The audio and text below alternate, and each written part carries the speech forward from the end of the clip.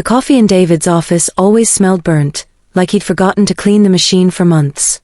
He sat behind his mahogany desk, the one I'd helped him pick out 3 years ago when we moved into this space, fingers drumming against a manila folder that looked too thin to contain my entire career. "Amelia," he said, not looking up. "Thanks for coming in." I didn't sit. Something in his voice, the way he avoided eye contact, told me this wasn't a conversation I wanted to be comfortable for. "We're restructuring," he continued, the words rehearsed. "Market conditions, you know. We need to streamline operations." I waited. David had a tell. When he was nervous, he touched his wedding ring. He was spinning it now like a prayer wheel. "Your position is being eliminated." The words hung in the air like smoke. I felt my chest tighten, but my voice stayed steady. "When?" "Effective immediately." He slid the folder across the desk. "Your severance package is generous. 2 weeks' pay." 2 weeks. For 5 years of 60-hour weeks, of building their entire audiovisual infrastructure from scratch, of sleeping in the office during product launches. 2 weeks. "I'll need your keycard," he said. "And your laptop." I pulled the company laptop from my bag, placed it on his desk with a soft click. The keycard followed. But then I paused, my hand hovering over my personal messenger bag. "David," I said quietly. "Just to be clear, when you say everything that belongs to the company, you mean everything that legally belongs to the company, right?" He looked up for the first time, confusion flickering across his face. "Of course. Why?" "No reason." I smiled. "I just want to make sure I take everything that's mine." Something in my tone made him pause, but he nodded. "Absolutely. Take everything that's yours." I walked out of his office with my bag, my dignity, and a very clear understanding of exactly what belonged to whom.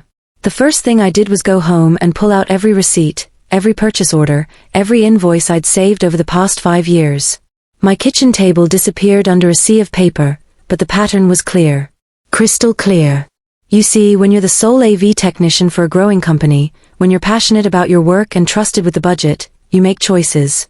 Sometimes the company credit card is maxed out, but the client presentation is tomorrow, and you can't wait for approval.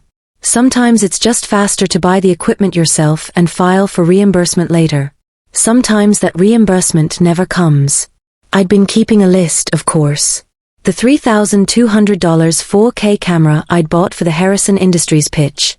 The $1,800 wireless microphone system for the conference room. The $5,400 projector for the main presentation space.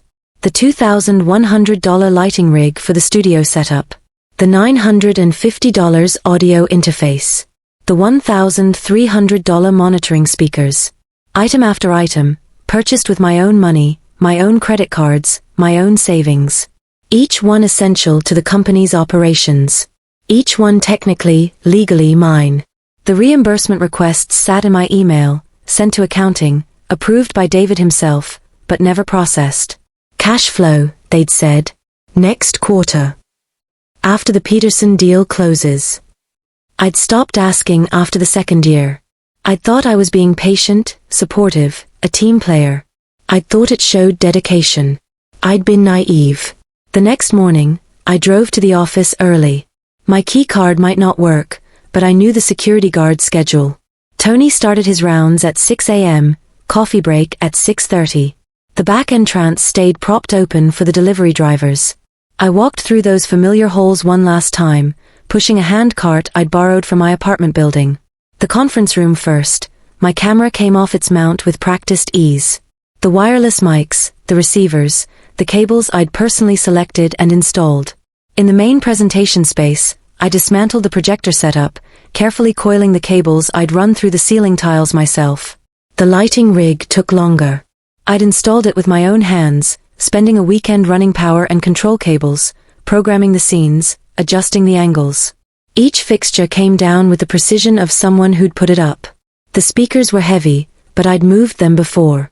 The audio interface, with its web of connections, unplugged like a familiar puzzle. The backup drives, the adapters, the specialty cables, all of it, piece by piece, loaded onto my cart.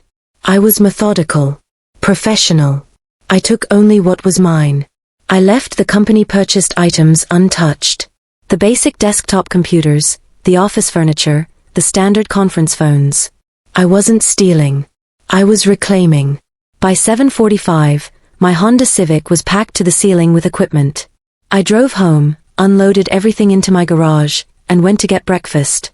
Then I sat in my kitchen and waited. The call came at 9:23 a.m. "Amelia, this is David. We need to talk."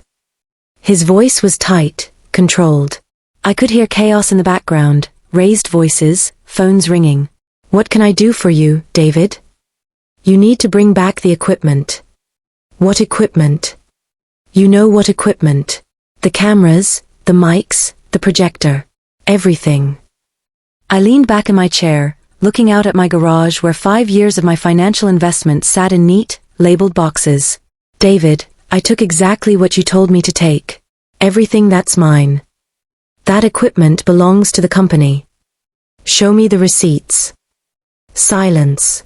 "Show me the purchase orders with the company credit card. Show me the asset tags. Show me any documentation that proves the company owns a single piece of that equipment." More silence. "Because I have the receipts, David. I have the credit card statements. I have the emails where I asked for reimbursement.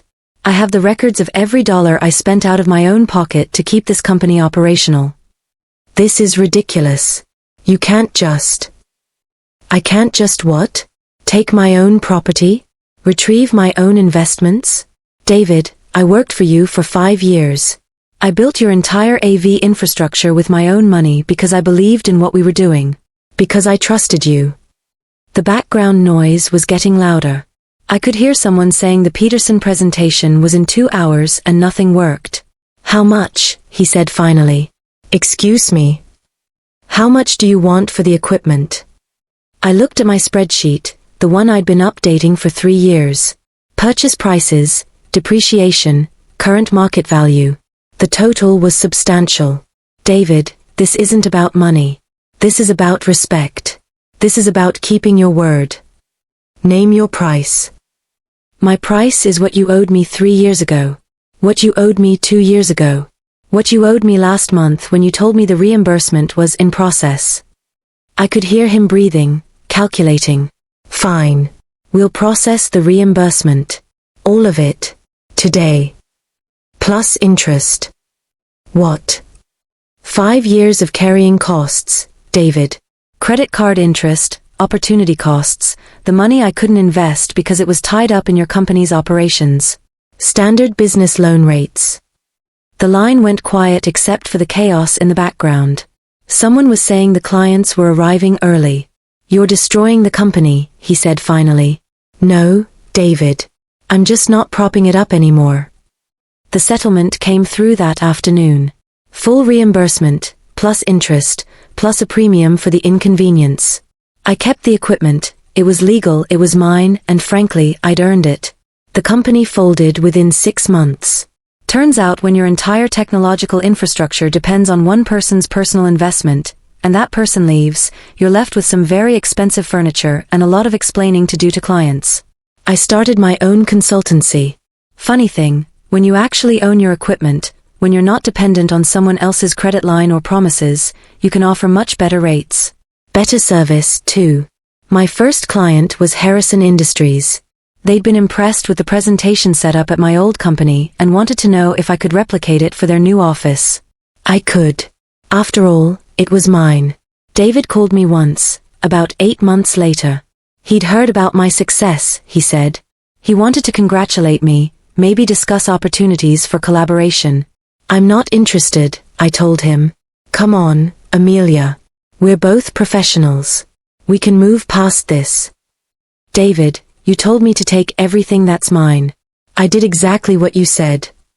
"You know that's not what I meant." "Then maybe you should have been more careful with your words." I hung up and went back to work. Real work, profitable work, work that I controlled from start to finish. The best part? I sleep well at night. Because when someone tells you to take everything that's yours, and you do exactly that, you haven't broken any rules. You've just finally learned to play by them. 6 months later, I was installing a new system for a tech startup downtown. Young company, ambitious team, tight budget. The founder, a woman named Catherine, watched me work with the focused attention of someone who understood the value of good equipment. "This is exactly what we need," she said, running her hand along the camera mount. "How did you know?" "Experience," I said, adjusting the lighting angle. "I've been doing this for a while." "Where did you work before?" I smiled, thinking of David's burnt coffee and spinning wedding ring, of manila folders and severance packages that never quite covered what they cost. "I worked for someone who taught me an important lesson about ownership." "What's that?" "Always know what's yours." She nodded, understanding in her eyes. "Good lesson. The best one I ever learned."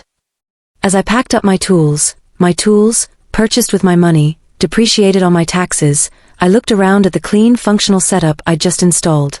It would serve them well, this equipment that had found its way home. Because sometimes, when someone tells you to take everything that's yours, the most radical thing you can do is listen. And sometimes, the most professional thing you can do is exactly what they asked for. Nothing more, nothing less. Just everything that's yours.